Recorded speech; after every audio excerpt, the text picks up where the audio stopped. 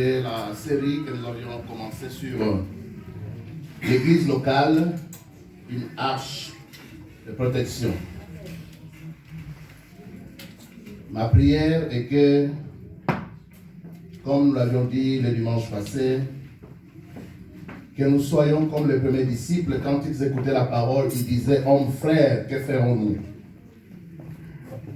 La parole qui est prêchée, enseignée, n'aura d'impact dans nos vies que quand nous allons la pratiquer. Chaque jour que nous écoutons la parole de Dieu, je me dis toujours que la semaine qui suit sera différente de celle qui précède. Et malheureusement, malgré la parole qui est prêchée, comme il est dit dans les évangiles, il y a une partie qui tombe sur le chemin. Les oiseaux viennent manger cette semence qui tombe de peur que les gens soient sauvés. Satan est celui qui vient voler la semence. La semence est la parole de Dieu. Nos cœurs sont comme une terre. Mais tous, nous n'avons pas la même qualité de terre. Certains cœurs sont comme le chemin qui reçoit la parole. Et dès que la parole, qui est la semence de Dieu, tombe, les oiseaux qui représentent Satan viennent enlever cette parole. Pourquoi? Pour que la personne qui écoute ne soit pas sauvée. C'est pourquoi tu dois toujours travailler ton cœur. Pas seulement dans la prière, mais te disposer pour que ton cœur devienne cette terre fertile qui reçoit la semence et qui laisse la semence germer. Amen. Amen. D'autres personnes écoutent la parole avec beaucoup d'empressement. J'ai beaucoup aimé, c'était une bonne prédication. Mais ils sont comparés à ce sol rocailleux qui reçoit la parole, mais à cause des pierres qui sont là, la semence ne touche pas le sol. Et conséquence, il n'y a pas de racines. Et quand il n'y a pas de racines, la parole qui vous a enthousiasmé hier, déjà le lundi ou le mardi, comme elle n'a pas de racines, moindre épreuve, moindre difficulté, vous oubliez la parole. Il y a d'autres personnes qui sont comparées à cette terre pleine d'épines. La semence tombe. La semence commence même à germer. Mais à un certain niveau, il y a des épines qui vont étouffer la semence. Et puisque les épines étouffent la semence, conséquence, la plante va commencer à mourir. Regardez chaque fois que vous écoutez la parole de Dieu, vous pouvez vous faire une idée de quel genre de terre vous êtes. Mais la quatrième terre, c'est la bonne. Celle-là reçoit la parole de Dieu et la met en pratique. C'est-à-dire, quand je viens à l'église, on me dit que la Bible est la parole de Dieu et que je dois apprendre à étudier la parole, je dois apprendre à lire la parole de Dieu. Je vais profiter de toutes les occasions que l'église me propose pour étudier la parole de Dieu. Et donc, si nous faisons comme les premiers disciples, tous ces mois ici, alors que nous avons vu l'importance de l'église locale, je croyais que les mercredis et les vendredis, nous serions tous là. Et il y avait même une veillée de prière ce vendredi. Le comble, c'est que la plupart des gens qui voulaient qu'on reprenne avec les veillées de prière, je regarde, j'observe, depuis qu'on a repris, je ne les vois pas. Mais pourtant, ce sont ces gens-là qui ont insisté pour que nous puissions reprendre avec les nuits de prière. Moi, je suis de ceux-là qui croient que Dieu ne dépend ni de minuit, ni de midi, ni de 9 heures. Amen. À n'importe quelle heure, on peut prier. Amen. Je préfère même prier à 19 heures, même jusqu'à 23 heures minuit, quand je suis encore fort. Mais les Africains pensent que quand on commence à prier à minuit, Alors les sorciers qui allaient voler ne vont plus voler. Voilà pourquoi il faut commencer à prier à minuit. Et nous sommes là. Nous attendons à 22h. Nous commençons à prier. Mais tous ceux qui ont réclamé cette veille de prière, nous ne les voyons pas encore. Quand j'apprends que la prière est importante, l'étude de la parole de Dieu est importante, quand j'apprends que je suis un morceau de bois, je dois me retrouver avec les autres morceaux de bois pour vivre la vie chrétienne. Alors, chaque opportunité, chaque occasion, du reste, la Bible ne parle jamais d'invitation. La Bible parle de sainte convocation. Amen. Nos réunions de prière, nos réunions d'études bibliques ne sont pas des invitations. Dieu ne nous invite pas. Il nous convoque dans sa présence. Amen. Malheureusement, malgré toutes les convocations, les gens choisissent de ne pas répondre aux convocations. Mais un jour viendra où ça ne sera plus une simple convocation. Ça sera un mandat. Et vous serez obligés de vous présenter. Malheureusement, l'homme n'apprend que quand tout va mal, quand tout va bien. Ce qui arriva du temps de Noé, nous lisons dans Luc au chapitre 17. Quand tout va bien, les gens ne cherchent pas Dieu. Mais c'est quand les choses vont mal qu'ils se tournent vers Dieu. Mais la Bible nous dit qu'ainsi tout homme pieux est pris au temps convenable. Si les grandes eaux débordent, elles ne l'atteindront nullement. Il y a des moments où vous priez, mais c'est trop tard. Le mal est déjà fait. Dieu pourra vous délivrer, mais il faudra guérir le mal qui est déjà là. Luc chapitre 17, versets 26 à 27. Quand tout va bien, regardez ce que les gens font.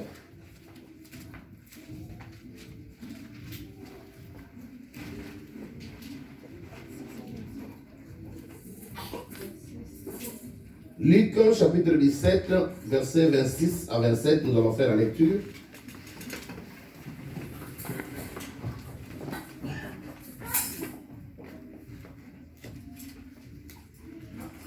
Verset 26. Ce qui arriva du temps de Noé arrivera de même au jour du Fils de l'homme. Le jour du Fils de l'homme, c'est donc le jour de son avènement, le jour de son retour. Qu'est-ce que les gens faisaient?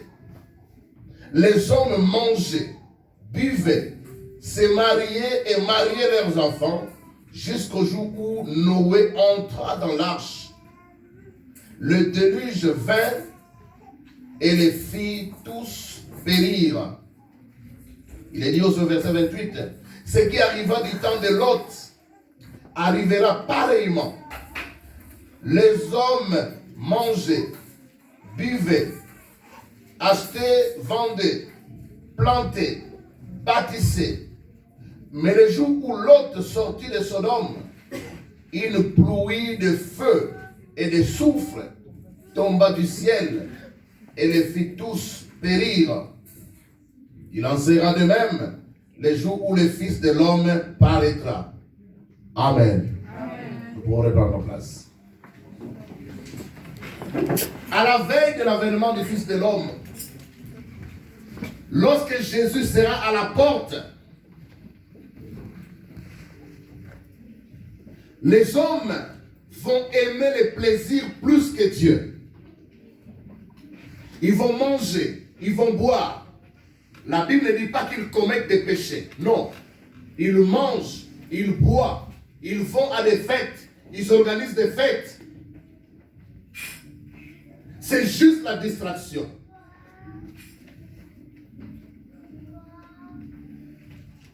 C'est juste la distraction. On se concentre plus sur ce qui est prioritaire. On est plus attiré sur ce qui est secondaire. On mange, on boit. Pas parce qu'on doit vivre, mais c'est plus festif. Les gens ont tout le temps d'aller à la fête, au matanga, aller en musique.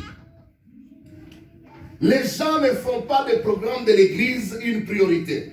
dans ton agenda, dans mon agenda, dans mon programme, dans ton programme hebdomadaire, est-ce qu'il y a une place pour l'Église? La communion fraternelle. Hébreux 10, 24 à 25 nous dit: n'abandonnons pas notre assemblée comme c'est la coutume de quelques-uns.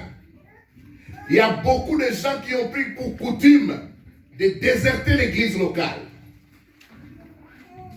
Parce qu'ils sont plus attirés là où il y a la nourriture. Ils vont manger, ils vont boire, ils vont afficher les nouveaux vêtements qu'ils ont achetés. Parce qu'ils ont envie, après cette fête, et même pendant la fête, de publier les photos sur les réseaux sociaux. C'est ça la priorité. Il faut que les gens voient que je vis. Tu publies les photos. Mais quand on regarde à quelle heure tu publies les photos, à cette heure-là, tu étais censé être à l'église. Pendant que tu publies les photos, à cette heure-là, ton département se retrouve.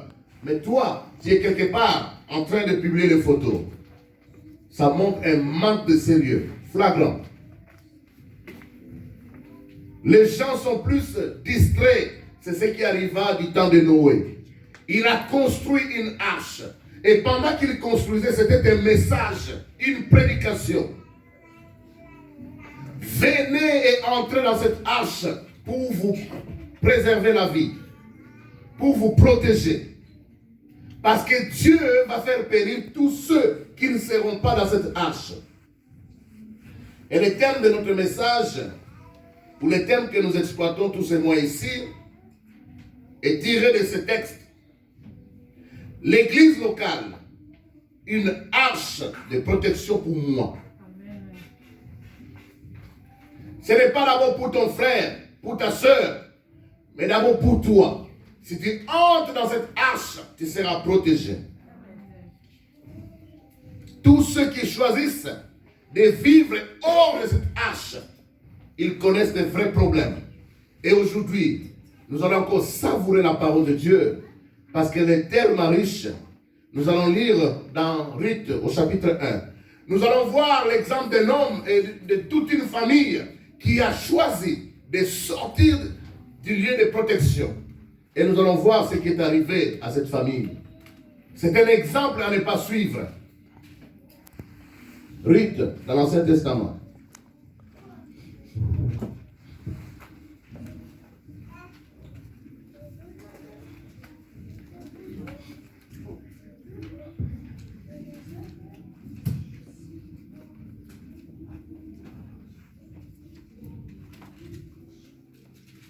Ruth, nous lirons le chapitre 1.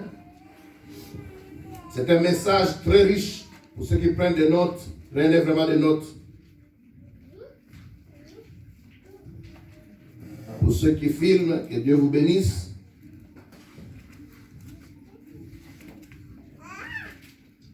Où est cette fameuse Ruth? Elle est où là? C'est juge. Je suis juste après, à côté de juge là. Mais mes feuilles s'entremêlent. Voilà. Nous allons nous lever pour faire la lecture de la parole de Dieu. Nous lisons dans Ruth. Ça, c'est un très bon livre. C'est juste quelques chapitres. Je vous défie d'aller lire ces livres avant de dormir. Lisez tous ces livres. C'est juste quelques pages. Hein?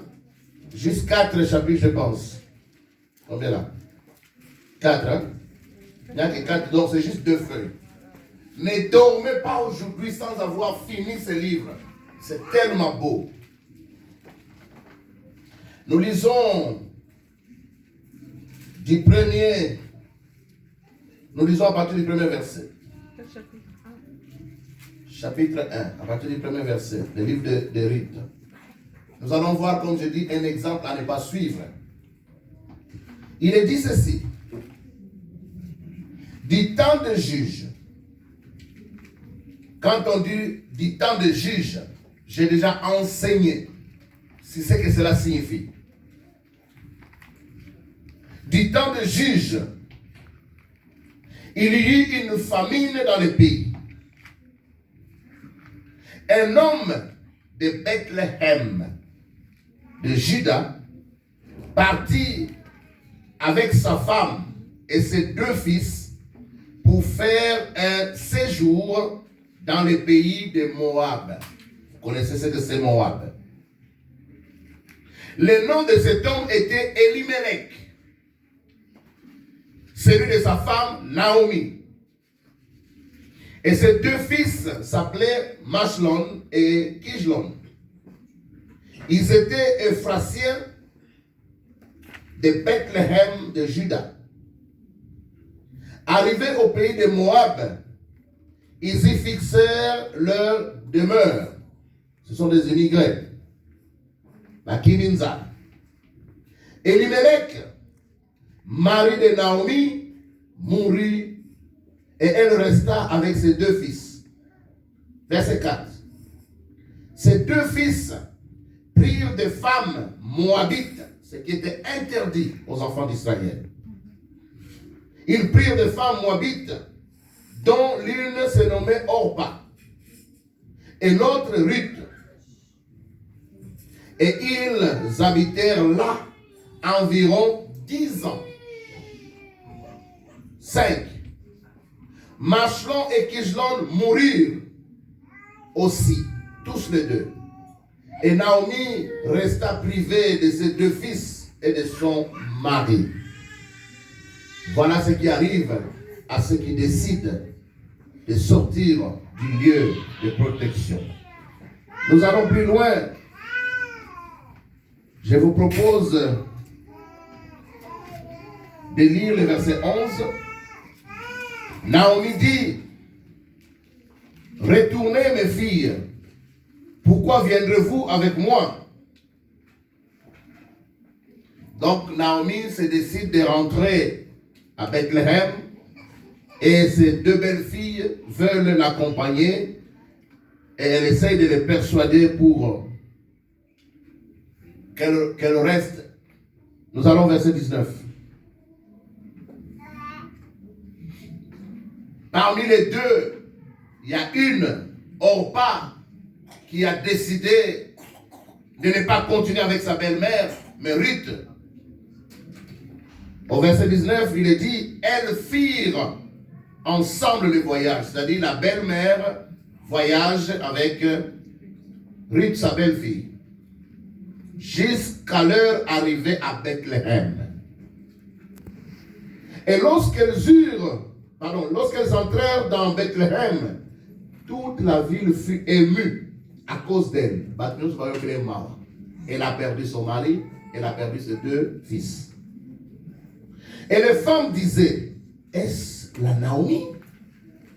On l'avait connue belle, toujours souriante, mais là, elle a complètement changé. Elle leur dit, ne m'appelez plus Naomi. Naomi signifie la grâce. Ngolou. Appelez-moi Mara, c'est-à-dire Bololo, amère. Car le Tout-Puissant m'a rempli d'amertume. Ce n'est pas le Tout-Puissant qui t'a rendu l'amertume. Non, c'est toi et ton mari. Vous avez choisi de quitter le lieu de la protection. Il ne faut pas accuser Dieu faussement.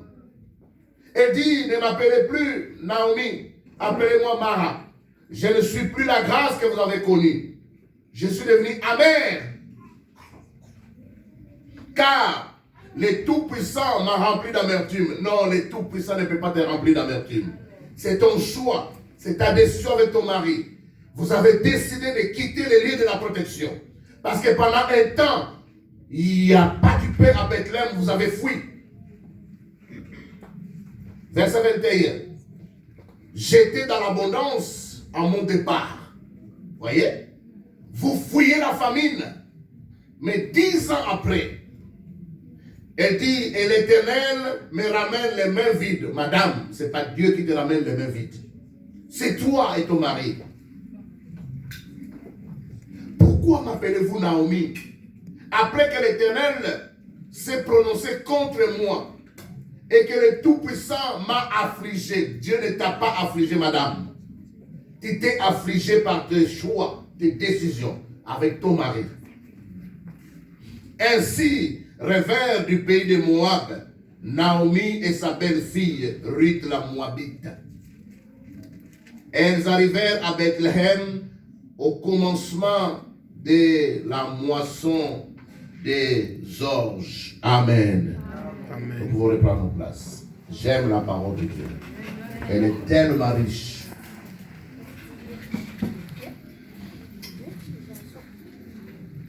Lisez avec moi le verset 6, restez assis. Puis elle se leva, et elle et ses belles-filles, afin de quitter le pays de Moab. Car elle apprit au pays de Moab que l'Éternel avait visité son peuple et lui avait donné du pain. Ce même pays que tu as fui à cause de la famine. 10 ans après, tu perds ton mari, tu perds tes 2 fils. Maintenant, tu apprends qu'il y a du pain à Bethléem. Tu veux maintenant rentrer à Bethléem. Soyons stables, mes frères. Amen. Ne soyons pas des voyageurs. À moindre crise, vous bougez. Ce texte nous apprend qu'il y a eu une famine dans le pays de Bethléem.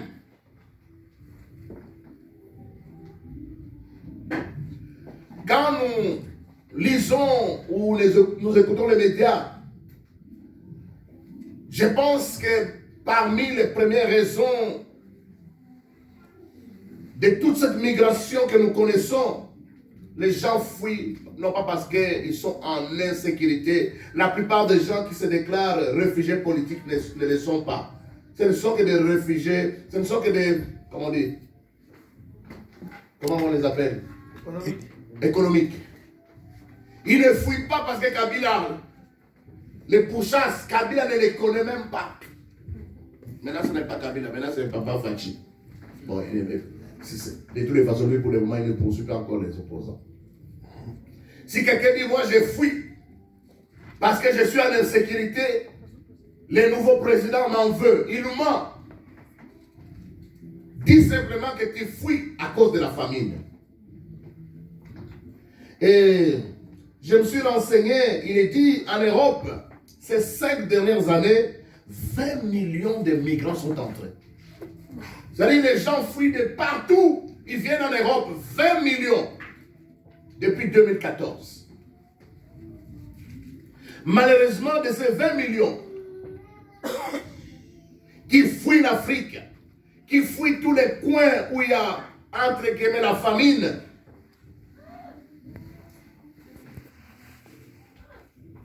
plusieurs finissent dans les eaux de la Méditerranée. Regardez les images. Combien de personnes qui fuient la famine. Bakimin Zala. Mais ils meurent dans les eaux. Mais ceux qui sont restés là où il y a la famine, ils vivent encore. Mieux valait rester pendant un temps. Dieu finit toujours par visiter, même là où il y a la famine. 20 millions sont entrés en Europe, de réfugiés économiques. Mais il y en a aussi qui fuient l'insécurité que les Occidentaux créent partout à travers le monde. Regardez l'Irak, combien l'Irak était stable avant que les Américains envahissent l'Irak. Regardez la Libye de Kadhafi, où les gens pouvaient avoir droit au chômage, les gens avaient toutes sortes d'indemnités du temps de Kadhafi. Mais la France a tout fait pour déstabiliser la Libye. Et aujourd'hui, les gens affluent de partout pour envahir l'Europe. Cet homme de notre texte biblique, il s'appelle Elimelech. Elimelech signifie l'Éternel est mon roi. C'est lui qui s'appelle l'Éternel est mon roi. Il prend sa femme, il prend ses fils, Benda. Il fuit. Frère, soeur, si tu es dans l'arche, même s'il n'y a pas de confort, même si vous traversez la crise, restez là. La crise, comme dit le frère Patrice, n'est qu'un visiteur. Il va passer. Et viendra un temps où vous allez encore manger à votre faim. Mais vouloir toujours voyager à moins de crise a des conséquences terribles. Beaucoup de gens fuient les églises locales. Dites-moi quelle est cette église locale que vous allez, quand vous quittez l'église Christ-le-Roi, quelle est cette église locale où vous irez où il n'y a pas de problème? Si vous changez de famille, vous quittez votre famille, vous allez atterrir dans une famille où vous allez dire, oh, cela y est, il en a tiré la place dans la vie. Belgacom nous a appris, une de ses pubs, mieux vaut rester où on est. Vous connaissez la pub, non? Mieux vaut rester où on est. On croit toujours que l'herbe est plus verte dans les jardins de l'autre, du voisin. Mais quand vous arrivez, vous vous rendez compte qu'il fallait la tirer à la place dans Zalaki. L'église locale, c'est une arche qui te protège. Bethléem signifie la maison du pain. Mais de temps en temps, Dieu permet que dans cette même Bethléem qui s'appelle la maison du pain, qu'il n'y ait pas du pain. Et toi, qui t'appelles l'Éternel est mon roi, tu n'as pas de foi pour croire que l'Éternel qui est ton roi pourvoira à tes besoins. Tu préfères fuir. Voilà 20 millions qui fuient pour venir trouver sécurité en Europe, mais de ces 20 millions, je vais chercher les chiffres des gens qui ont péri dans la Méditerranée, 34 361 migrants sont morts. Il y a des images insoutenables. Il y a des gens qui sont abandonnés en plein désert. J'ai vu des dames, des hommes qui étaient dans un autocar. On les a menti. Ils croyaient qu'ils allaient arriver là où ils allaient embarquer pour l'Espagne. On les a abandonnés et pillés en plein désert. Maman Mougavan est assez abadiko la ke la bateau la baké na mbongo na mabe. Mbongo na mone na ngopasi oui on na ngopasi mon cher on a buzoba. Pourquoi les gens veulent à tout prix prendre des risques, fuir la famine, mais les gens que tu as laissés au Congo, ils sont vivants. Toi qui pensais fuir la misère, tu es mort. Mieux vaut rester où on est. Cette église locale, les frères et les sœurs que Dieu t'a donnés, tu penses qu'ils sont mauvais. Ok, tu vas atterrir encore dans un autre milieu. Du reste, quand tu fuis, Dieu va te montrer que tu vas aller de mal en pis.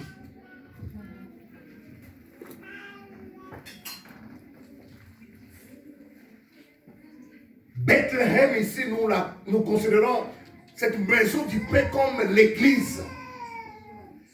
Nous considérons Bethléem, la maison du pain, comme étant l'église, comme cette arche qui devait protéger Elimelech et toute sa famille.